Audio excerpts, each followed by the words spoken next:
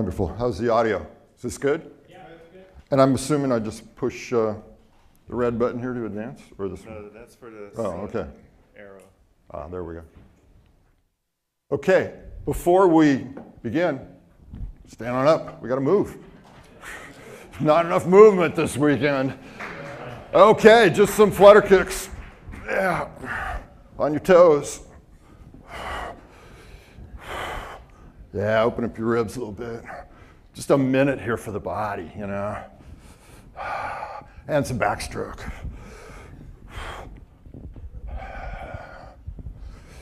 Don't be shy. You got to be disinhibited. Take off your shirt. Very nice. Give me some squats. Touch the earth.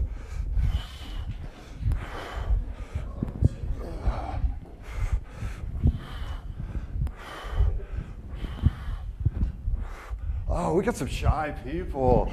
Disinhibit. If you can't be physically free here, I don't know where.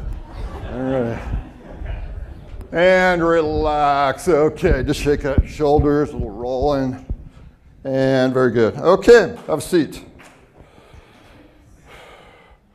We need more movement. Why are you the first guy to do that? Because I'm the crazy one here. Okay, so I want to tell a little bit of a story about how I came to this study.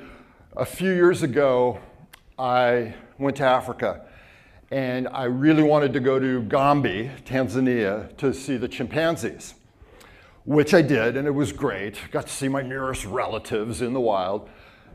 But on the way there, I stopped in Dar es Salaam and went to a hotel, just a standard tourist hotel. And I was in the lobby talking to one of the locals, one of the fellows who worked at the hotel. And he struck up a conversation and was asking me about why I was in Africa, why I was there. And he was mystified that I was there by myself. I said, well, I'm here to write a book and I'm doing some research, da, da, da. And he said, well, what about your family? Well, they're back home. He says, well, why didn't you bring them along with you? And I had 100 reasons why I didn't. But he couldn't understand it. And he asked the question over and over and over again. How can you travel around the world without your family? And at that moment, I felt very odd and very abnormal even, just to be behaving in this way. And it really got me thinking about tribe and about the social dimension of paleo. So that's what led to this whole thing. So a little bit of context, starting out with the primate's predicament. Why do we feel so odd in the modern world? My body feels just completely at odds with this predicament that we have now. And of course, a lot of people now have been talking about the mismatch, and it shows up in books by this very name, the mismatch between our legacy program and our ancestral heritage and the conditions we find ourselves in. Everybody's talking this talk now, and you see these kind of phrases all over in many different fields now. And this is modern day Botswana.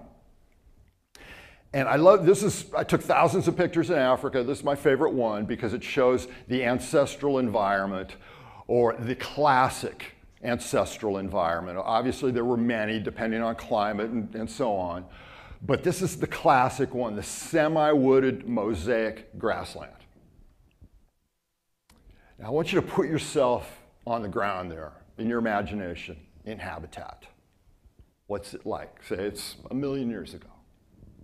What's it feel like? How are you going to make a living? How are you going to stay alive? How are you going to find food? How are you going to find water? This brings up what I think is the very essence of paleo.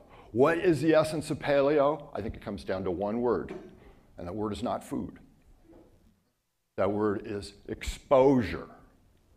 Because this is what you're going to experience. Your naked body exposed to heat, cold, wind, lightning strikes, thunderstorms, wildfires, and most of all, predation, right? Because for most of our history, most of our time on this planet, we have been cat food. That's not an exaggeration. Most of our time as hominids, we have been small stature, not hunter-gatherers, but hunted-gatherers. So now put yourself in this picture. How do you avoid being consumed by a carnivore? By the way, there are many, many more predators in Africa in ancestral times than there are today. And more ferocious ones, larger ones. So how do you avoid being consumed? What do you do naturally when you show up in a new environment? You gang up, right? You cluster up. And that's our protection, because we don't have the tools, we don't have the defenses, but we can gang up, we can form a tribe, and that's what makes the difference. That's what keeps us alive. A big tribe of humans can fend off most carnivores. So this is just a tribe of Hadza Bushmen that I went out hunting with. This is our historical norm. This is the status quo, going out in small groups. You do not go hunting, you do not go exploring by yourself. It's crazy. Your life expectancy in this type of environment by yourself would be measured in hours, days, maybe. Maybe you make it a week. Not very long. So, in comparison to the modern, what we call the alien environment, and this, of course, is alien in so many ways. And if we had more time, we'd go right down the list. As Joel Salatin was talking about, the abnormality of the modern world, the breadth and the depth of that is astonishing when you start listing all the qualities of the modern world and how different they are. It's unbelievable. And it leads, of course, to all the diseases of civilization that we know so well. No need to belabor this. And the way we feel, the experience of living in the modern world, the stress, the anxiety, the depression that comes from the mismatch. And it all comes down, we are so confused about how to live in this modern world. So many people coming to us, the experts. People don't know how to eat anymore. People don't know how to move their bodies anymore. We need to consult experts for just about every dimension of our lives now. And in a way, we are the most disempowered people ever. So that's all part of the mismatch. So what about paleo? What about the paleo worldview? What about paleo cognition? What can we say about what our lives were like and our experience was like back then? What's going on for him right now?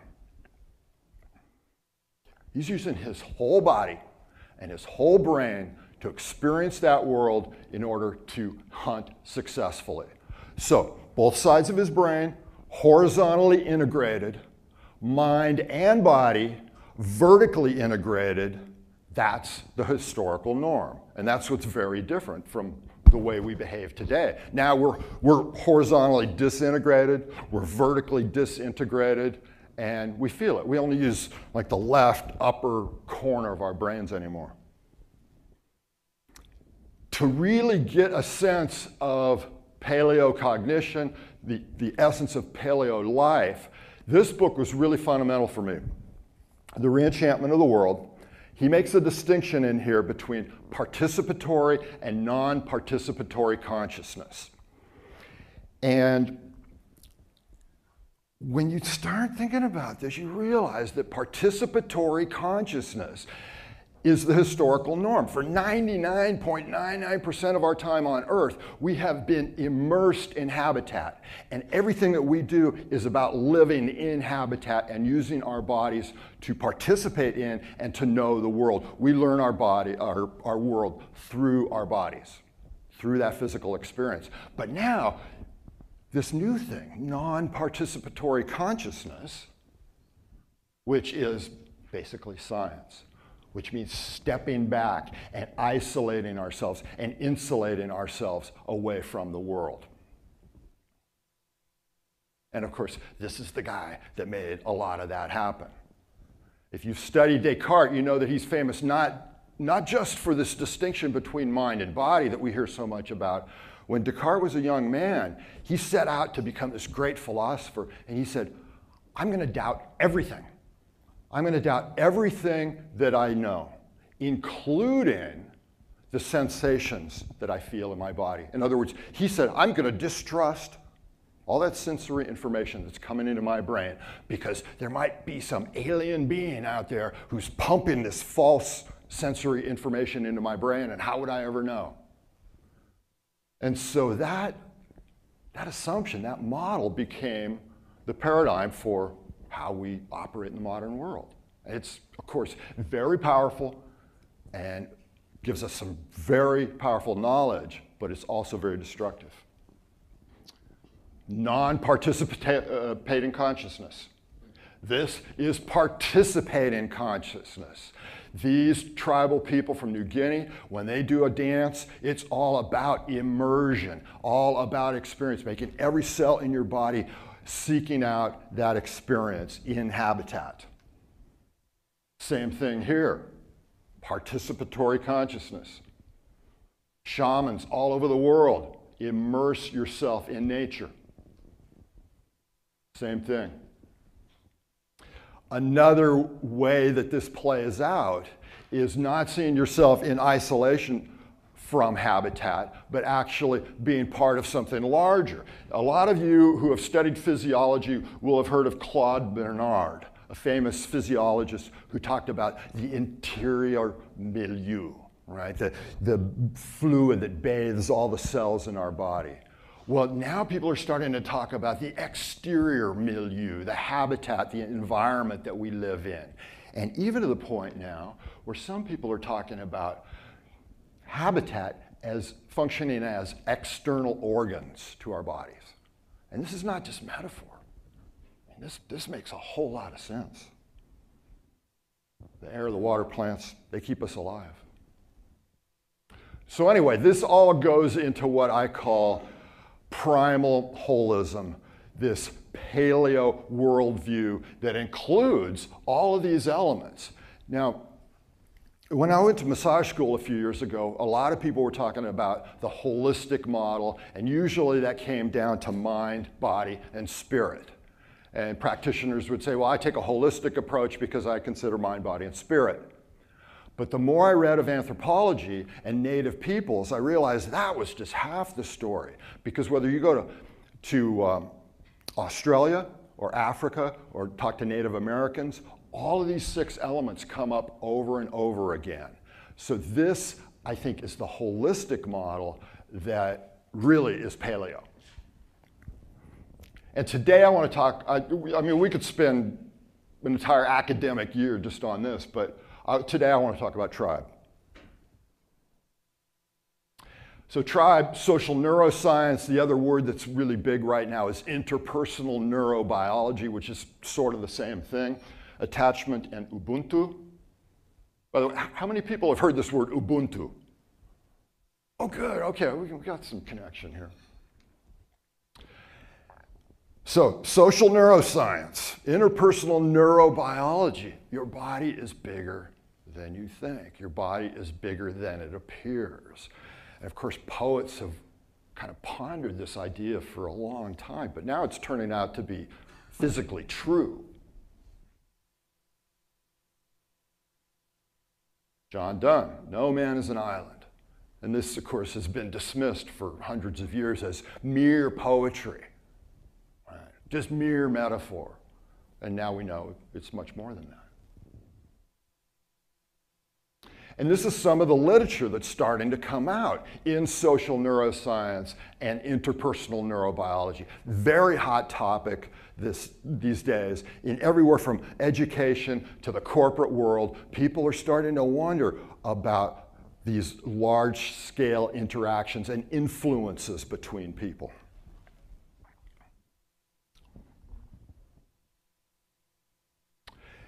And for me, it comes down to this.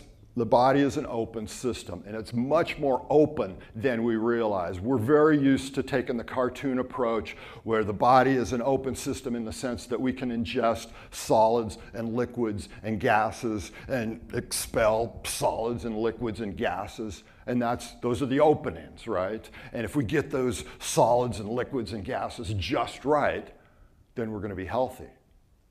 Well, it turns out that we're much more permeable than that. Being hypersocial animals, we are permeable to stories, ideas, memes, culture. All of this stuff goes into us all the time, and it literally changes our bodies.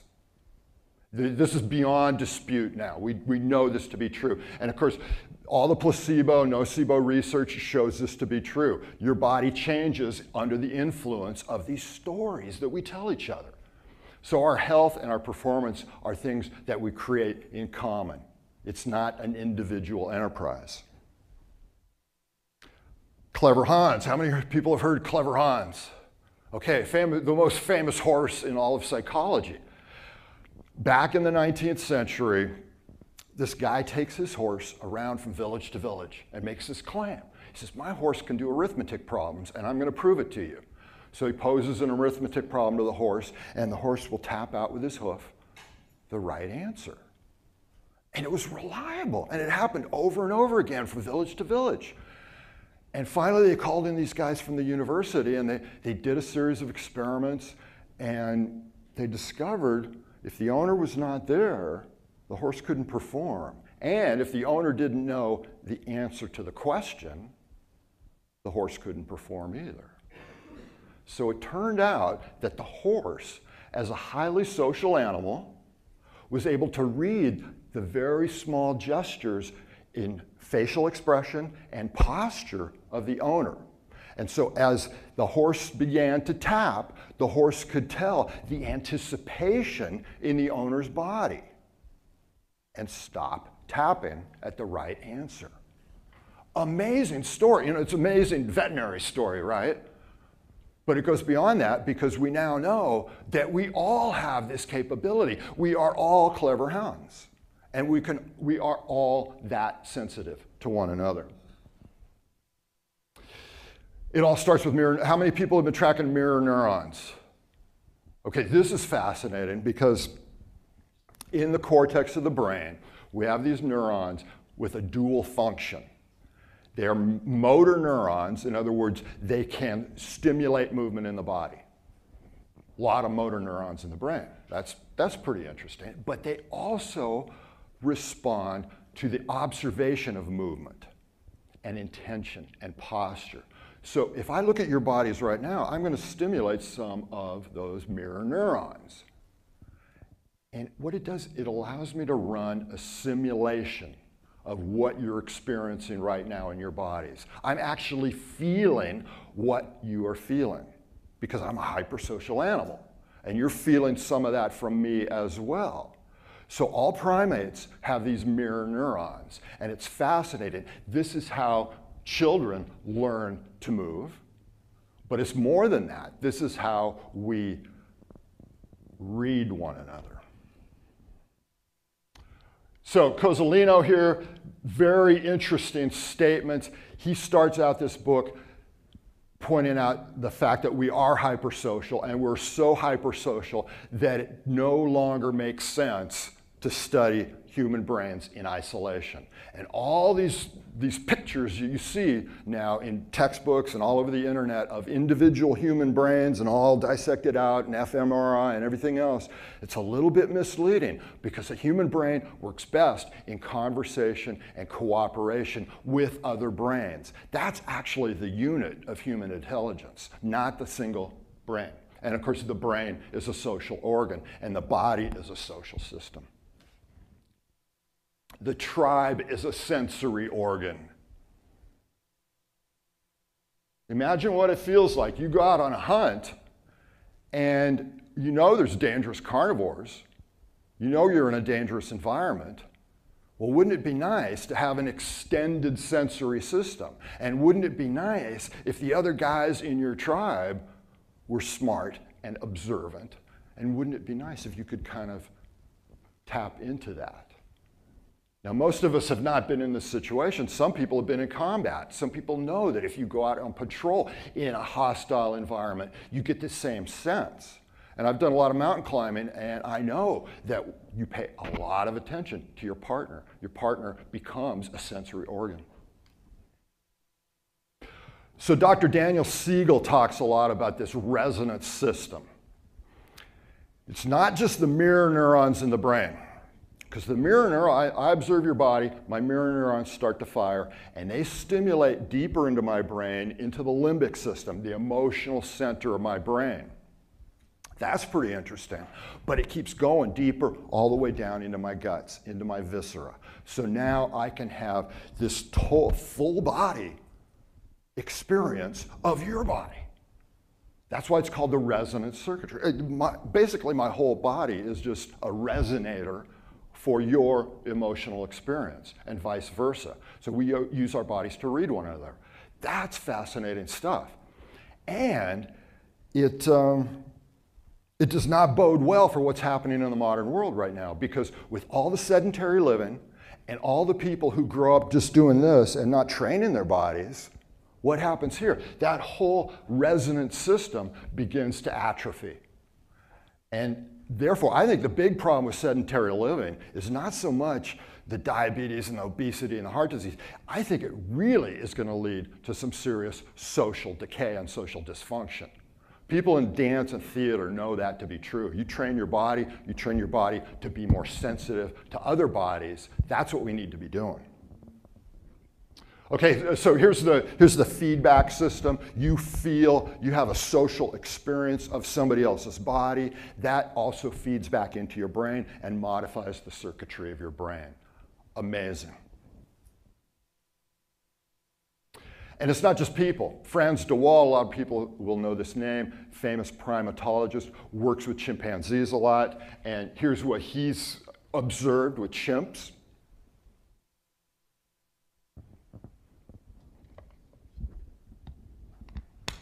So the great buzzword here is embodied cognition. We think not just with our heads, not just with our brains, but with our entire bodies and the bodies of other people. This book here, Connected, what they've done is they trace human behaviors and diseases through networks. And a lot of this is like statistical tracking, and a lot of it's pretty boring, actually. But what they've discovered is that behaviors can travel long distances through networks. And it works like this. It's not too surprising that your friends might influence your behavior. They might influence whether or not you smoke cigarettes or whether you gain weight or lose weight. That's not too surprising because you see your friends all the time. But it's also the case that your friends' friends will influence the state of your body and your behavior. If your friends' friends gain weight or start smoking or stop smoking, that can have an impact on you. But it's even more than that. It's your friends' friends' friends, people you never see. If they change their behaviors, that's eventually going to get back to you in some form or another. We are that sensitive. And here's just one example. There's a million examples, but halo effect, if somebody in your family has gastric bypass surgery, you might very well lose weight as well. You know, maybe it's just simple mimicry of behavior, but I think there's more to it even than that. Health follows a social gradient. Where you are in the social hierarchy makes a big difference of your health. And it's not just where you actually are in the social hierarchy that makes a difference. It's your perception of where you are. Do you perceive yourself to be of high rank? If so, your health is probably better. Do you perceive yourself to be of a low rank? Your health is probably going to be worse. This is unbelievable stuff. And it tends to get back, most people explain this as a stress response. Because if you perceive yourself to be low rank, that's a stressor. And of course, it all gets back to this. You know, we are hypersocial because of this reality. This is paleo reality. And it's a matter of life and death. right? Whether or not you're accepted into the group, into the tribe, or whether you're rejected. And we play this out in the modern world in the silliest ways, right? Even just somebody will make just a minor comment about your behavior or whether or not you're included in the group. Do you get invited to the party or not? And we behave as if it's a matter of life and death because our bodies take it that way. We don't want to be left behind on the grassland. It's too dangerous. Okay, I'm going to go over so there's a million of examples of this type of thing. Oh, this one's particularly interesting. We use the same circuitry in our brain to register social pain of isolation and rejection as physical pain. Same circuitry. And we were born, forget born to run, okay? Born to attach. This is really where the action is. And I'm going to tell you why. We are born premature. All born premature. Even if you're born like on time, you know, at the end of your 9-month period, you're still born premature. Because think about it. You can't function in the world. You can't even stand up. You can't grasp anything. You can't go anywhere. You cannot function at all. You're born premature. And the reason is because your head is so big.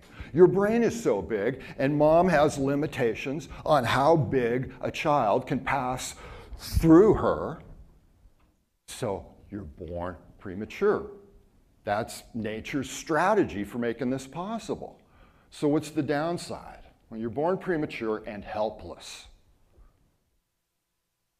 So what do? Well, you better attach to somebody right away. You better have a cute face and big eyes and make gurgly noises and cooing noises, and you better find a way to attach to some caregiver, usually mom. And if you are successful at making that attachment, then you're going to be much more likely to survive. And here's the predicament. Because here, what's the life expectancy of this infant on the grassland in Africa? We're talking minutes, hours, right? So you better attach to a caregiver as soon as possible. That's why when you take infants and you put different symbols in front of their face, this always gets a response. Versus abstract symbols, the human face is the most significant object in the universe to an infant. That's your lifeline. It all gets back to stress. It all gets back to the autonomic nervous system. We're running this background programming in our body all the time, asking this question, is the universe friendly? Attachment is so important because if you successfully attach to somebody, that becomes the primal relationship and the model for all the other relationships you're ever going to have in your life. I need to feel felt. This is what the infant wants, but this is what we want throughout life. We want to connect with other people. We want to feel felt. We want that resonance with other people. We need each other. And here's the payoff. Here's the neurobiology in action. If you have a secure attachment with a caregiver, here's how it plays in your body over time. Growth hormone goes up, your resilience goes up, impulse control, pro-social behaviors, all the good stuff come from this.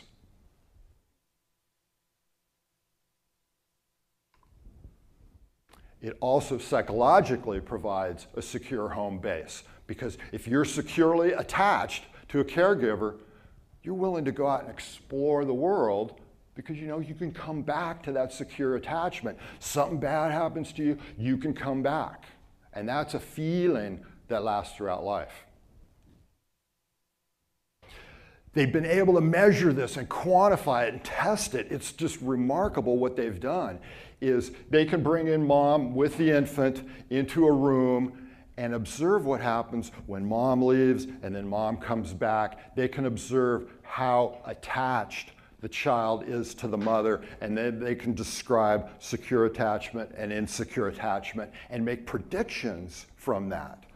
And they found through this research that individuals who are securely attached are much more successful later in life. And it's not just career, but it's health outcomes as well. It's a much better predictor than all the other predictors we have, including things like SAT scores and all the numerical stuff. This is the best predictor. So Ubuntu. Now this is something that Africans have known for a long time, right? Because when you grow up in a highly exposed natural environment, you know tribe is what's keeping you alive. So, Ubuntu. I first ran into this phrase in the museum in Johannesburg, and this was a display about the Bushmen, and it caught my eye. There's the language, in the Bushman language, we are people through other people. It's a question of social identity. And it also formed the basis with Nelson Mandela and Archbishop Desmond Tutu. They used this philosophy of Ubuntu when post-apartheid era in South Africa. It's actually written into this legal document that really transformed an entire country. And here is a traditional Bushman family. It's no surprise that they would think this way. You don't go out on your own. Here is an expression of Ubuntu. This comes from, I believe, a Native American tribe, but it's classic Ubuntu. We are people through other people. I am who I am because of who we are. If the people are sick, I too am sick. Only when everyone is healthy will I too be healthy. That's a paleo perspective. Doesn't mean just rolling over to whatever's happening in your group.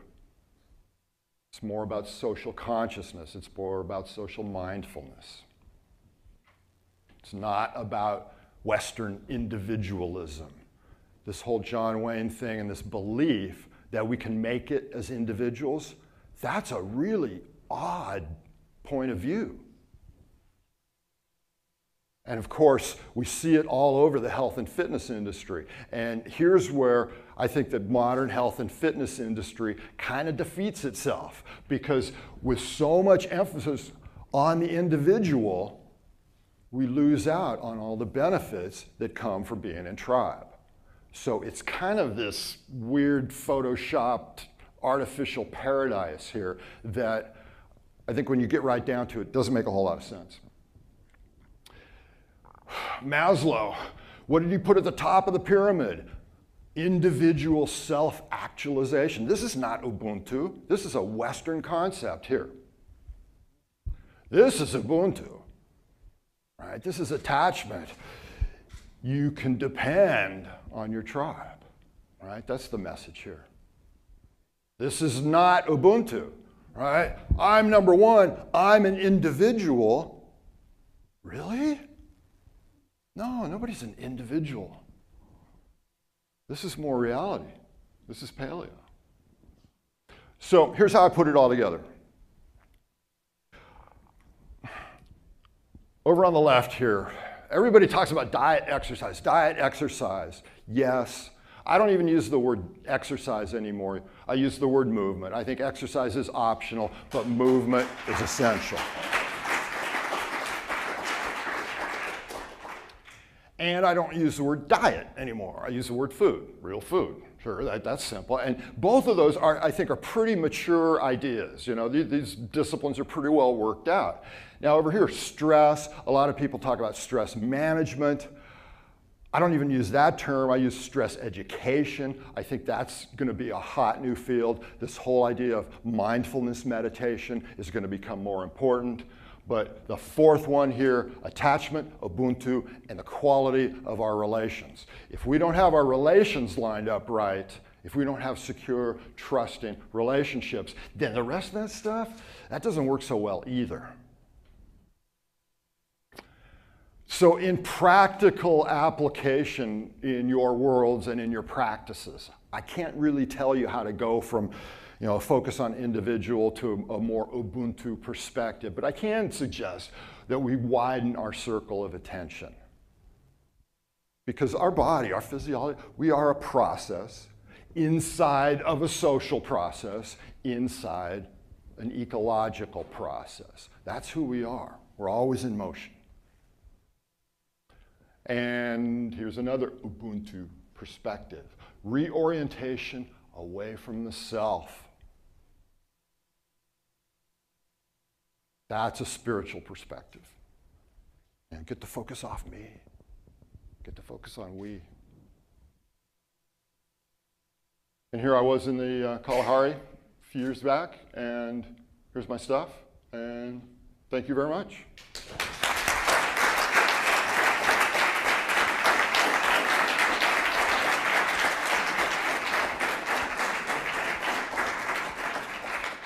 We have time for a few questions. Hi, I just, a minor clarification question. When you mentioned that individuals who are more securely attached to their mother can later predict a wide variety of successes in life. Right. Was that the kind of infant who, when their mother leaves, immediately dissolved into tears and crying and couldn't handle it, or the ones who were braver in novel situations? Because that was my familiarity with that test. Right, the infant strange situation, what is considered secure attachment is the mother leaves and there might be some protest from the child. The mother comes back, and here's the defining moment, is when the child embraces the mother, hi mommy, and then goes back to playing.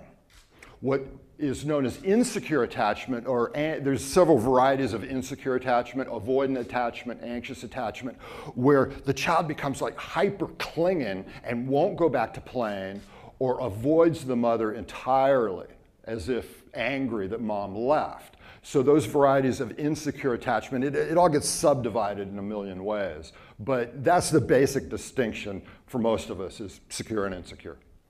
Thank you. Also, just another thing, if our brains are outside ourselves and defined by our interaction with other people, would that make us individual people neurons in a social brain?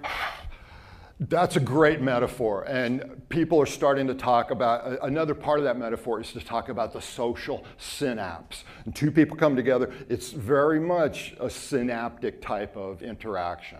So yeah, I think there's something there. A whole book, in fact.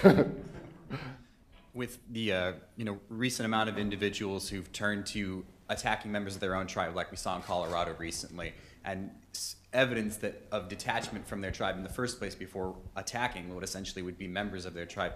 Do we see in hunter-gatherer societies where people who have been rejected from their groups coming back to inflict damage or harm as kind of retribution, or is that novel? I don't know. I haven't read anything on that, and I suspect it probably didn't happen that much, but there's always been crazy people. So.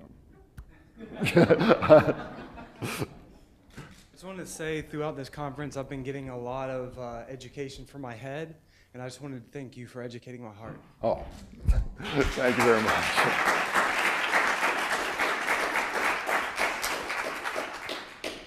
Thanks. I really enjoyed the talk as well. Just one question. I wonder if the situations at work that try to improve efficiency are ending up to maybe cause some detachment. Like, in other words, at work, sometimes someone will email someone who's this far away rather than go talk to them. And I wonder about if that push for efficiency is connected to what you're talking about. Oh, yeah. I think the workplace is doing a lot of damage to social relations because we're not doing as much face-to-face as we really need to. I think face-to-face, like a conference like this, I mean, we could, in theory, have done this entire conference online, and that would have been efficient and fast and everything else, but there's no substitute for face-to-face. That's what we got to maintain. It's very important. I love God, the whole we thing is so, there's a conference coming up in New York called I Could Do It, and I want to change this to We Could Do It. What about people who haven't had a good attachment to their mother, and how do we transfer that attachment for the primary relationship into the tribe, or how do we What's been your observation experience with that? Well, for people who are insecurely attached from infancy, they've got an uphill struggle, and somehow, whether it's through counseling, therapy, or just experience in the world, somehow they have to learn how to trust other people more completely. And it's a challenge. I mean, a lot of people start off, a couple steps back because they didn't have that secure attachment, and it could be a lifetime of work. So that's where good therapists, I think, come in. I was just curious if you had any observations from shaman or other more primal healers, how they might approach that or suggest. I don't know, although I suspect it's very much about keeping the focus. I mean, you have to imagine there's a great thought experiment that goes with this. If we are a tribe, and we have a tribal number here, imagine going through your entire life, the only faces you ever see are the people in your tribe, and you never see a mirror, and you never see a photograph of yourself. How different your consciousness would be. Your entire social world would be pretty much the same, and you get to see people growing older and dying, and you would be so completely knit with the people in your tribe. And that's, I think, the paleo orientation that would be emphasized, the knitting, the completeness. Thank you.